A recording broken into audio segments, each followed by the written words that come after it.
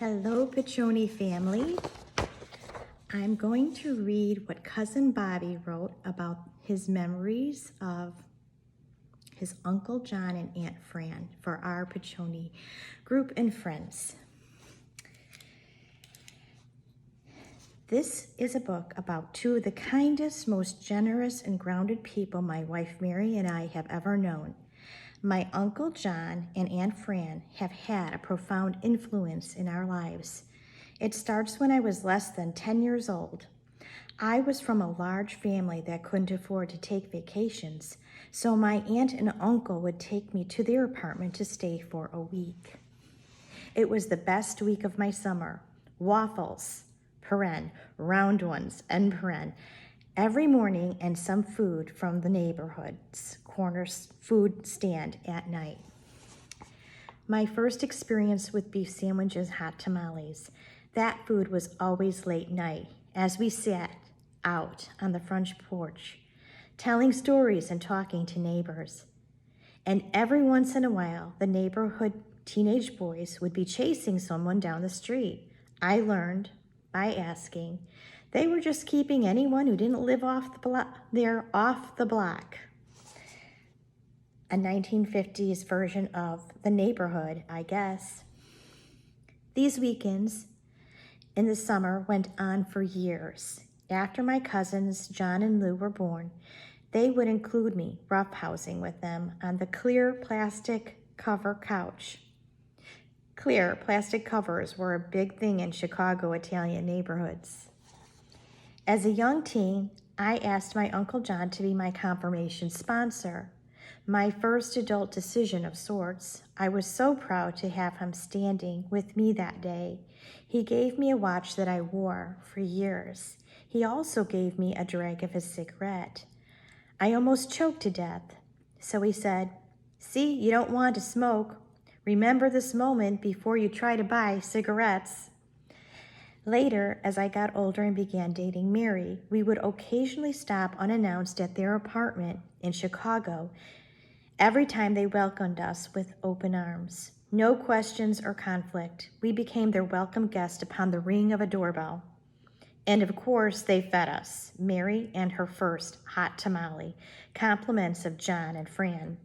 Those experiences led Mary and I to agree that if we got married, our house would always be open as Fran and John's. We maintain that effort and goal to this day. A few side notes to the above. I realized later in life that I was spending my summer week with John and Fran were just newlyweds. Somehow they hid any activities from me, and all the food on the porch those nights was surely not in the newlyweds' budget. And that extends to the many unannounced stops that Mary and I made to see them, when I really didn't have any money for a show or a sandwich. The largest wedding gift we ever received was from the always generous Fran and John. The kindest treatment we have received as an adult married couple has been from John and Fran. Their generosity has extended to my children and their families. Because my family is so high on their list of what is important in life. One of Mary and my rewards in life has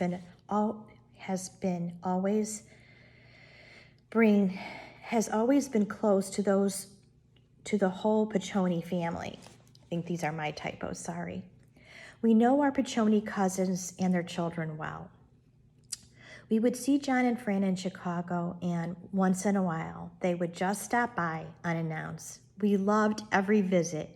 We continued our time together in Marco Island for years and asked them to stay at our condo. And of course, they wanted to pay. We would never accept money, so John would paint the place, repair anything that he saw needed attention, just giving people. We actually had the opportunity to host a dinner on Marco for the four of us for their 50th anniversary. Bobby, I'm glad you covered that event because I don't remember where I was at the time. An event we will always remember that evening. Thank you Mary, and Bobby for sharing that special day with my parents. We miss Uncle John, and we don't get to see Aunt Fran as often as she now winters at the villages. Well, she's not here yet, but we're hoping. We never miss our summer opportunity to go somewhere with her, always Italian or Chinese. Fran, you pick. It brings tears to my eyes. We love Aunt Fran and Uncle John and the lifetime of positive experiences and memories they brought us. Thanks. Thank you, Bobby, for writing this beautiful story about my parents. I really love you and appreciate you.